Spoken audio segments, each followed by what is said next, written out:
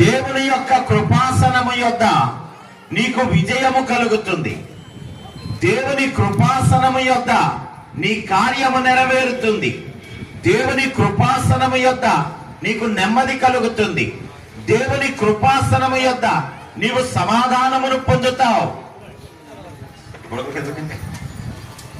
దేవుని పిల్లలారా, దేవుని యొక్క చిత్తమును ఎరిగి నడవాలి.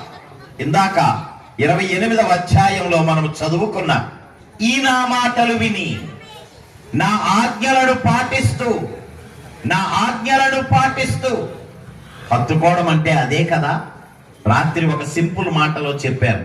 హత్తుకోవడం అంటే మిగిలిన వాటినన్నిటినీ మరచి, మిగిలిన వాటినన్నిటినీ విడిచి. దేవునికి స్తోత్రం. ఏంటండి మిగిలిన వాటిని? చెప్పండి, ఆ మాట ఏంటి? విడిచి. చెప్పండి గట్టిగా చెప్పండి. హృదయంలో నాటబడాలి మాట. ఓడు దానికి ప్రార్థనకి వెళ్ళామండి విశాల